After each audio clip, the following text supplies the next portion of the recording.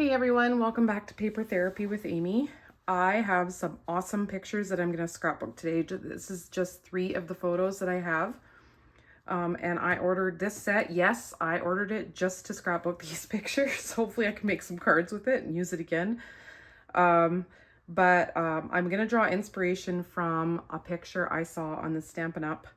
Facebook page, so I will put that on your screen so you can take a look at that. And then I have looked on Pinterest and kind of seen different layouts, and so I'm going to draw inspiration from those as well. But this is what I'm going to be working with today. Now I'm going to bring some paper in and kind of show you different papers that I like. So I really like this here. This is from the Winter Meadows, I think it's called. This is available on Stampin' Up! Last time I checked, it's still there. I like this. This is kind of the water. It's on the back of the paddle paper. This is from Lake Life. I'm not sure if there's still Lake Life available, but if there is, I'll list it below and you can go and look if it's still available. I have this piece here. This came from Mix in November, December, but it's from when Close to My Heart was closing. This is one of the mix-ins that went on a really good sale. So I kind of think this reminds me of like a turtle pattern on their back, right? So I'm thinking of trying to bring that in. And then I want some like sandy colors from that same mix-in pack. I've found some different papers that are kind of sandy looking. Like there's, for example, this one has a bit of a sandy background color. I've got, this is from the Skylark Revamp. Anyway, this is also from this mix-in paper packet. And then there's this side. So both of those sides I think would work. And then I have a sheet of paper that's just in my stash. I think it probably came from Michael's at one time, and it's this one here. I like how it kind of has all the colors. I'll bring this photo on top here so you can kind of see, right? And then from that same paper packet that I got from Michael's, I have this one as well. I like the ledger paper look. It's nice for when you're doing, I'm going to do a grouping in the middle with a lot of paper sticking out, but I'm going to be starting on White Daisy. So I'm going to get my White Daisy ready and my Versamats, and then I'll come back. This is the basic configuration that I'm looking for. So normally I either do pages that are like kind of like the two layouts are together. So you basically have, I guess, a 12 by 24 layout, or I do like the separate layouts where the grouping is to the middle of each page. But this time I do want to try and combine those two techniques and like make this seem like one big page, but with like two groupings on it. So I do want to have some papers that kind of continue from one page to the next. And I'm not sure how I'm going to do that yet, but one way that often works good is to have them sitting on a sort of shelf. And the shelf doesn't have to come right to the end, but it can join in the middle, and that kind of like brings it together. So I think I am going to try that. I have this paper here and it's kind of water, so I feel like it would look good towards the bottom. And so and I definitely also want to use this kind of ledger brown sheet. I have lots of different options here. So I could just use small pieces of this one here, but I definitely, okay, let's start right now. I'm going to start by cutting this piece in half because I'm just going to use, sometimes when you have scraps, it makes it almost easier. This is, let's look, 5 3/4. So I'm just gonna trim off 1/4 to make it easier on myself. And then I'm just gonna go to 2 1/4. No, 2 3/4. 2 1/2, 2 3/4. Like that. So that should be in half. And then, so we'll start with that, and then maybe, I do have 2 sheets of this, so I could kind of house it. I think I'm going to use this next, and I think I want to do it kind of coming out from behind.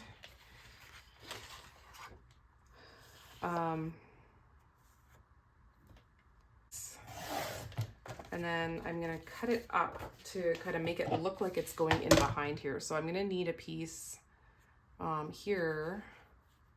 So that would go like this. And then I wanna like make the illusion that it's going the whole way. So now I've got these two pieces that I can also tuck in. I can go over or under, I haven't decided that yet, but here we go.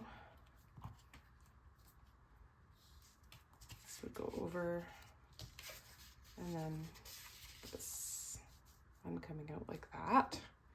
So see how that kind of like just all of a sudden makes it more one layout, even though there's two separate groupings. It really helps me. I really like it. So then this one's going to be, I think,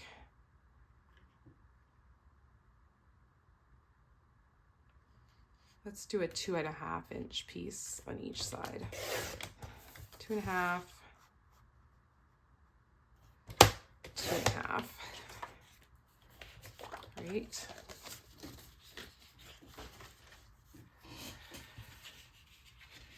Let's see. There we go. There we go.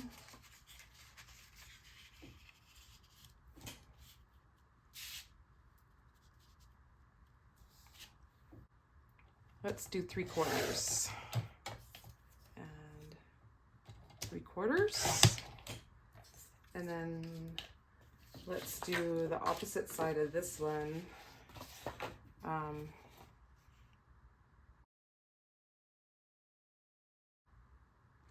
These definitely need to be matted.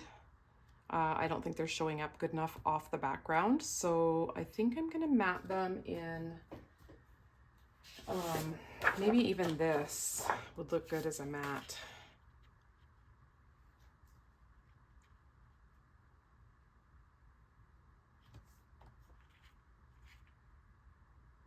I think it would. Definitely have to trim this photo down a little bit, but I'll do that right away. And this one too, that's okay. I have lots of sand and edge piece that I can.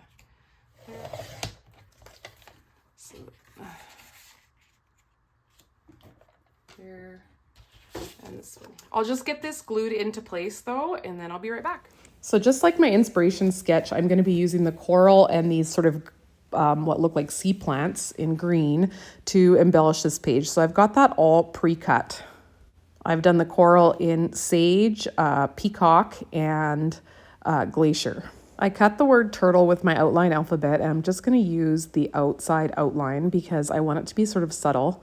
This beach was actually called Lanikai, I think, beach, but they also call it Turtle Beach. And so I'm gonna make the title Turtle Beach, just like my inspiration page. And then I'm gonna stamp out the word Lanikai on the opposite page on the right-hand side. And as you may have noticed, I had quite a bit of journaling and I added that in with that ledger paper. I just kind of have it peeking from behind. I pre-stamped all of my turtles and stamps from this stamp set, but I want to show you how I did it. So I'm just going to do the large turtle to give you an idea of how to do it. So these are reversible stamps from Stampin' Up, and they're quite neat. You use the first side to kind of give you the outline or the shape. So I used sage and glacier, and I kind of did like a rock and roll technique, trying to get the middle of the turtle with the glacier and the arms and fins and I suppose legs and fins and head more with the green. And then I stamped that all down on the back of my Versamat with the spongy backing here to get a good impression.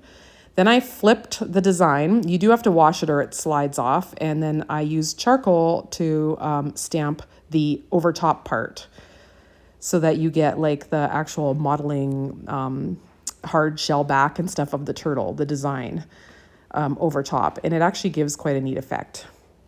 Now, the first time I didn't get it dead on top, so I did it once more. So I'm just letting you see it both times. And I'm just going to fussy cut that out. So by the magic of editing, I've got that cut, and I use that baby turtle and some of those plants I stamped over top with this stamp here. And I stamped that in a darker shade of green than I had cut the plants out in. I had to decide which alphabet I wanted to stamp, and I decided to use this oldie Jennifer's Hand because I liked how it would fit on the ledger paper. So I stamped the word beach in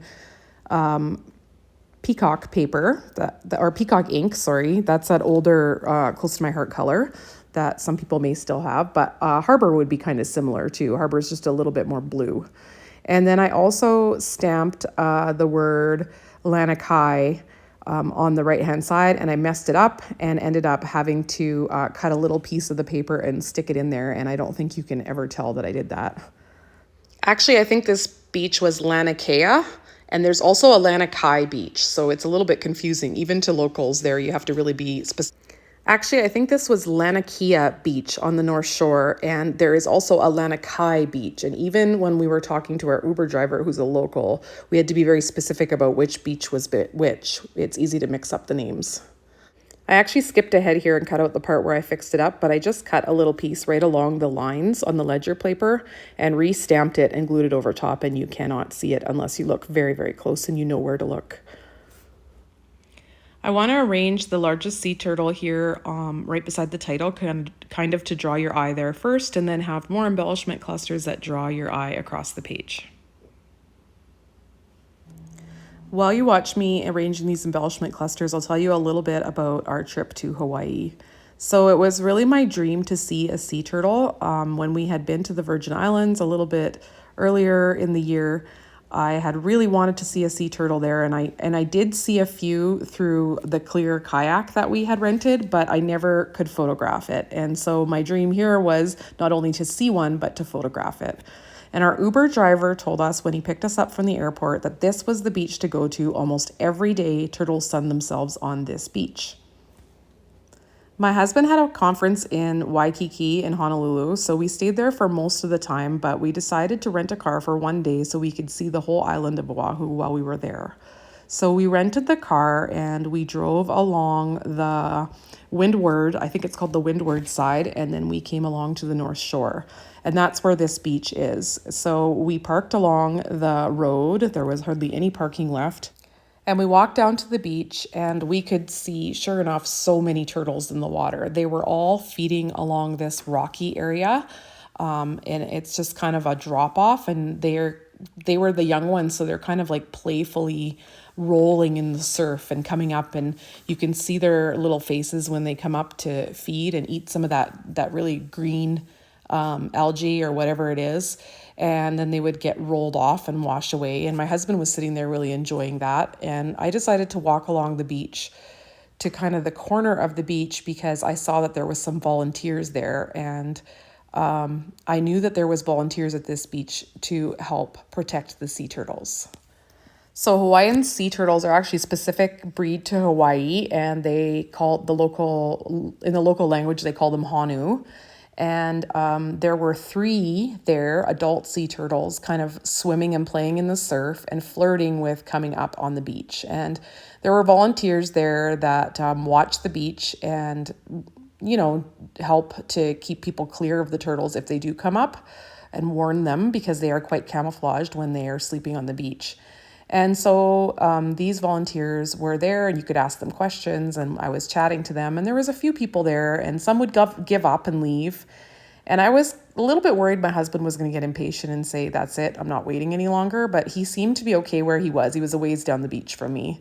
So I just stood there and watched and kind of took pictures with my camera, thinking, well, maybe the best I'm going to do is get, a picture of the turtle poking its head out of the water or whatever. I don't know how long I waited there. It was at least 20 minutes, maybe a bit longer. And all of a sudden, this one turtle comes up in the surf and kind of pulls itself forward on the beach and stays there. And we're just like, here it comes. Like, is it really going to come up on the beach? And sure enough, with every wave that came in, this turtle pulled itself farther and farther forward on the beach. And the volunteer said, when the turtle moves forward, we move back. Now, the rule is that you have to stay 10 feet away from these turtles, but I'm sure that we were closer than 10 feet as the turtle was coming up on the beach because, of course, we're all fascinated and staring and not moving back as fast as we should be. So Once the turtle kind of found its spot where it was going to stay and lay, they laid a rope, a red rope, kind of around the turtle, around 10 feet, like up to the ocean and up to the ocean on each side, like a half moon.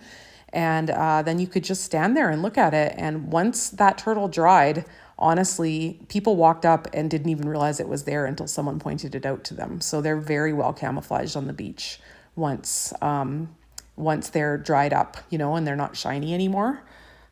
So I took that selfie of myself and the turtle before I even called my husband over. I was just so excited. It was just coming out of the surf at that moment. And I was like, I got to get this picture in case it changes its mind. And I was just so excited and beside myself. And then after I had my fill of pictures and stuff, I went down to get my husband, and he said he was enjoying what he was doing. But I said, you got to come over and just see it. So he did walk over with me, and then we left. So that was pretty exciting for me. And yeah, I really wanted to love these pages, like just love them. So it was a lot of pressure when I started creating these pages, but I do love how they turned out. And it's funny because the vision in my mind was more of a white background, like my inspiration, but it turned out that I used a lot more paper in the background, and I'm okay with that too. I really like just the colors really go well together. These green pieces that you've seen me kind of adding here, there, and everywhere are the ones that I stamped with that kind of backgroundy looking stamp from this turtle stamp set. It is actually, those are cut from, I think, an old Close to My Heart color called Fern, and then I stamped over them with Olive. So you just kind of have to choose a bright green and then stamp over them in more of like a darker, more to a forest green color. I also stamped these little starfish in almond. They come in 2 sizes, and they're also from that turtle stamp set. I'm also going to take this toffee ink and this little speckle stamp. It could be either bubbles or sand, and I'm going to use it to kind of add around some of my embellishment clusters for some added detail to the page. Anything that is currently available from Stampin' Up, I will list in the description box below. So you just click on that more, and then you can see the names of all the items that I use that are currently available. Anything that I use for my stash, I don't list. If you really have a question about something specific, you can ask, and I usually will answer those questions. So just like my last layout, I'm going to use these ombre matte dots to add here, there, and everywhere, and that's going to be the finishing touch on my page. So I hope you enjoyed watching this layout come together. I loved creating this layout, and I loved remembering how excited I was about just getting to see this incredible creature and part of God's creation close up. Thanks for your support and spending time watching this with me. And another way you can show your support is by hitting that thumbs up button and subscribing to my channel. That really helps me out here on YouTube, helping this little channel to grow. So just after I'm done these last finishing touches, I'm going to bring the layout up to give you a close-up of all the little details I've added to this page, and you can see what's popped up and what's glued to the background, and kind of take in all the little details that you can see on this page. I'm really excited about my little turtles swimming up the side of the page here, and just everything about it. I'm really happy with this layout. It tells the story exactly how I remember it, and it makes me happy every time I look at it. Thanks for spending time with me today, and I will catch you all next time here on YouTube. Bye.